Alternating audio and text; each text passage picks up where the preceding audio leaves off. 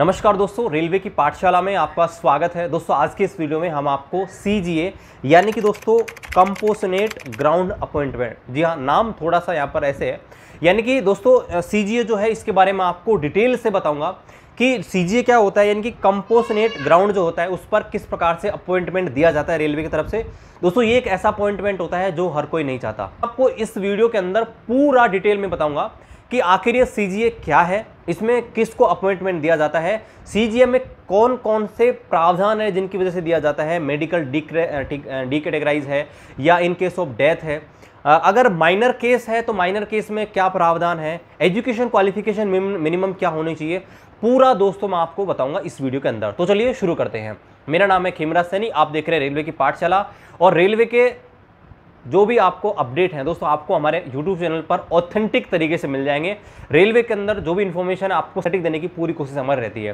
तो अभी तक आपने सब्सक्राइब नहीं किया है तो प्लीज़ सब्सक्राइब कीजिए और आगे की जर्नी में हमारा साथ दीजिए। तो यहाँ पर देखिए, बात करते हैं कि जो CGA है, मैं आप इसको CGA बोलूँगा कि नाम थोड़ा सा लंबा है।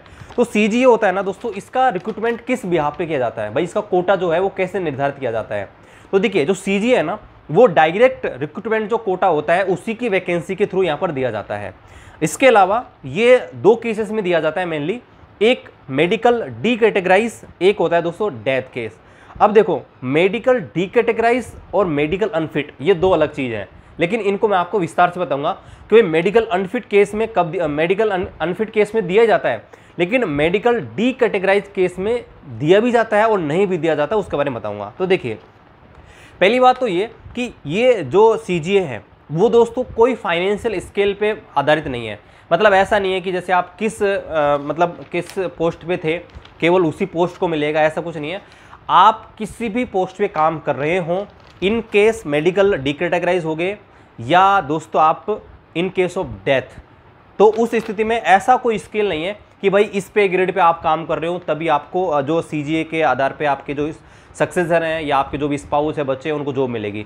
इसमें दोस्तों ऐसा कोई प्रावधान नहीं है। मतलब जो भी ड्यूटी कर रहा है रेलवे की किसी भी पोस्ट पे हो, उसको दोस्तों यहाँ पर उसके बच्चों को या उसके स्पाउस को या भी जो भी एप्लीकेबल होता है उसको दोस्तों जॉब यहाँ पर दी जाती है।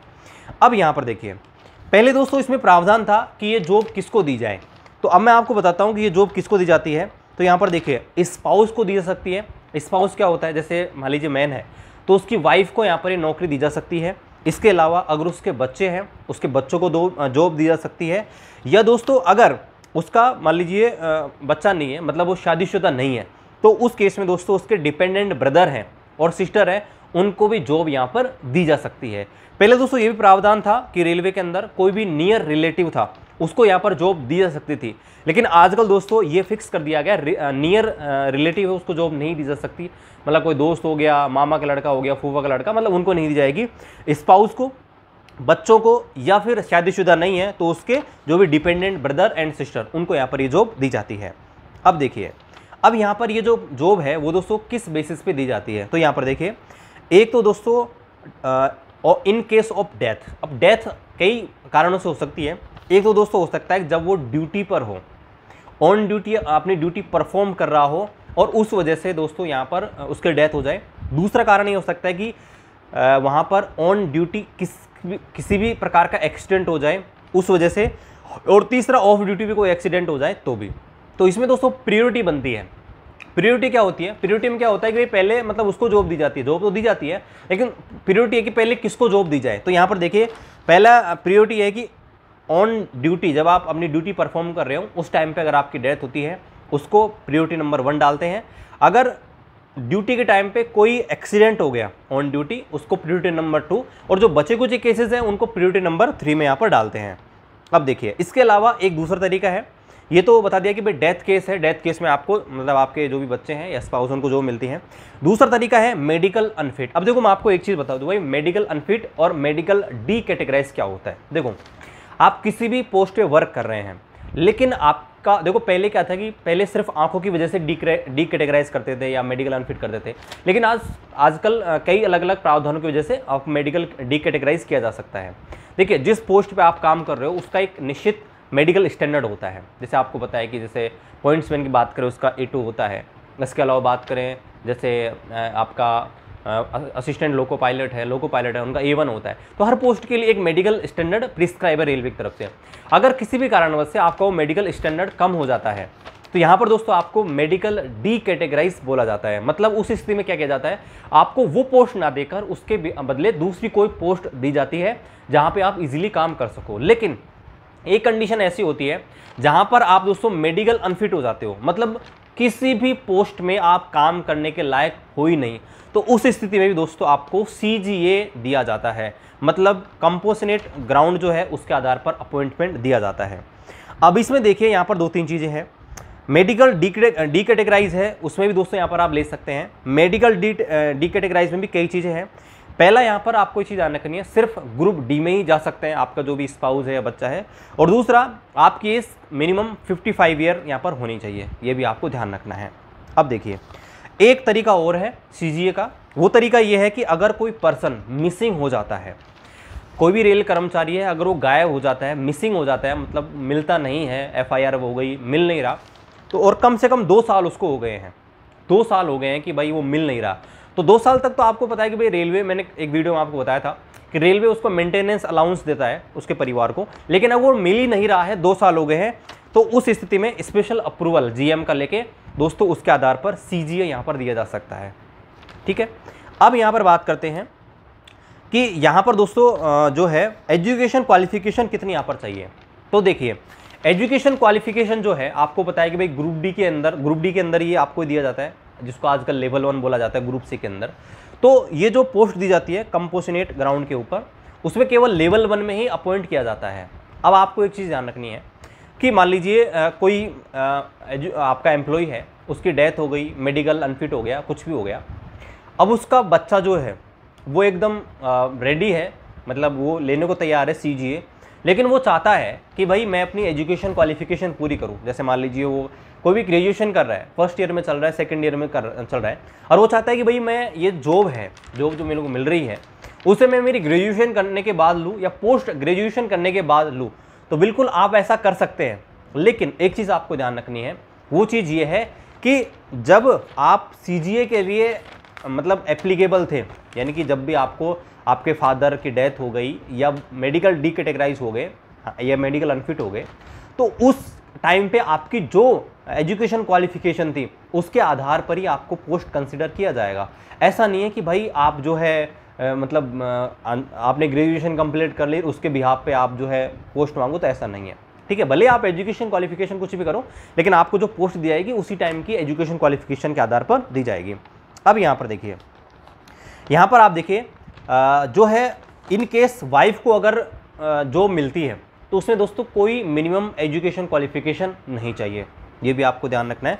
लेकिन अगर उसका बच्चा है तो मिनिमम 10th पास होना चाहिए। पहले प्रावधान था दोस्तों कि वो 8वीं पास था तो भी यहाँ पर जॉब दी जाती थी, और शायद 2017 का एक सर्कुलर था, उसके बाद दोस्तों ये प्रावधान हटा दिया गया है, मतलब 10th पास मिनिमम कर दिया गया है।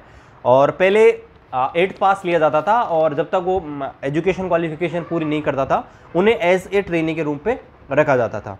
और देखिए ये जो है मतलब ये पहले प्रावधान था, आजकल तो आपको पता है कि जो है रेलवे में 2 वाइफ अलाउ ही नहीं है जब आप ज्वाइन करते हो। लेकिन भाई पहले के जो लोग हैं, जब ये कानून था तो पहले अगर किसी ने 2 शादियां कर रखी हैं तो भाई उसमें भी अलग अलग थोड़ा प्रॉब्लम है कि भाई किसको जॉब दी जाए।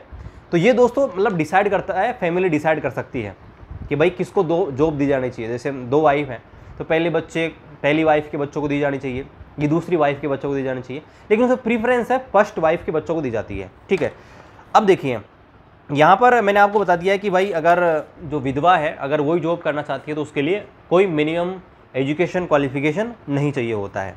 ठीक है, अब यहाँ पर देखिए इसमें भर्ती होने का प्रोसीजर क्या है। तो भर्ती होने का प्रोसीजर ये है कि आपको सिंपल जो है एक एग्ज़ाम देना पड़ता है, रिटन एग्ज़ाम देना पड़ता है, और उस रिटन एग्ज़ाम में क्या है कि नंबर जो आते हैं उसके आधार पर ग्रेडिंग की जाती है। अभी जो ग्रेडिंग है उस हिसाब से अलग अलग पोस्ट निर्धारित की गई हैं कि भाई अगर इतने नंबर आएंगे तो आपको ये पोस्ट मिलेगी, इतने नंबर आएंगे तो ये पोस्ट मिलेगी। लेकिन मान लो कि आपके अच्छे नंबर आ गए किसी पर्टिकुलर पोस्ट के लिए, लेकिन वो पोस्ट वैकेंट है ही नहीं, तो आपको वो पोस्ट कैसे अलॉट करेंगे, मतलब जो सीट अवेलेबल होगी ना उसी हिसाब से आपका अलॉटमेंट किया जाएगा। हालांकि भाई ग्रेड निर्धारित कर रखे हैं किसी पोस्ट का कि आपको ये पोस्ट मिलेगी, पॉइंट्समैन मिलेगी या ट्रैक मेंटेनर मिलेगी, लेकिन मान लीजिए पोस्ट पॉइंट्समैन की सीटें वैकेंट नहीं है तो फिर आपको दूसरी पोस्ट कंसिडर किया जाएगा। अब यहाँ पर देखिए, यहाँ पर जो है एक चीज़ और आपको ध्यान रखनी है, अगर मान लीजिए इन केस ऑफ डेथ या जो है आपका मेडिकल अनफिट हो गए, तो अगर जो बच्चा है उसका चिल्ड्रन है वो, या उसका चाइल्ड जो है, चिल्ड्रन तो वो हो जाता है मतलब बहुवचन, अगर उसका चाइल्ड जो है वो दोस्तों माइनर है, तो उस स्थिति में क्या कंडीशन है। तो देखो, अगर आपका बच्चा माइनर है तो जैसे वो माइनर से हट जाएगा, बालिग बन जाएगा, तो उस स्थिति में आपको रेलवे को इन्फॉर्म करना होगा और उस टाइम पे आपको अप्लाई करना पड़ेगा कि भाई ऐसे ऐसे मुझे CGA के आधार पे पोस्ट चाहिए, मैं पहले माइनर था इस वजह से अप्लाई नहीं कर पाया और अब मैं CGA के ब्याह पे अप्लाई करना चाहता हूँ। तो विद इन आपको 2 ईयर के अंदर आपको जो है जॉब देनी पड़ेगी रेलवे को, 20 साल क्या आप हो जाएंगे उससे पहले आपको जॉब देनी पड़ती है। और इसके लिए दोस्तों आप जो है GM सर का पर्सनल अप्रूवल आपको लेना पड़ता है। अब देखिए कुछ चीज़ें और होती हैं, जैसे मान लीजिए भाई जो बच्चा है जो है उसके घर की कंडीशन ख़राब है, जो एम्प्लॉय उसकी डेथ हुई है उसकी घर की कंडीशन बहुत ख़राब है, तो बच्चा भी माइनर है लेकिन वो चाहते हैं कि पहले जॉब करें, मतलब 18 साल होने से पहले ही माइनर होते हुए अगर वो जॉब करना चाहे, तो दोस्तों उसमें दोस्तों GM का एक पावर लगता है और उस पावर के ब्याह पे 1 साल की छूट ली जा सकती है, मतलब 1 साल पहले वो ज्वाइन कर सकता है, 1 साल का लोअर एज में रिलैक्सेशन यहाँ पर मिल सकता है। और अपर एज में अगर रिलैक्सेशन चाहिए तो DRM साहब दे सकते हैं और TCPO साहब दे सकते हैं, ठीक है। तो यहाँ पर दोस्तों हमने जाना कि CGA जो है कंपोजिट ग्राउंड पे जो अपॉइंटमेंट है इसके बारे में। बाकी देखिए आपका कोई भी डाउट रहेगा इसके बारे में आप दोस्तों कमेंट कर सकते हैं, हम आप कोशिश करेंगे कि आपके जो भी डाउट हैं उनका सटीक तरीके से जवाब देने की। बाकी दोस्तों मिलते हैं आपसे अगली वीडियो में, तब तक जय हिंद, वंदे मातरम।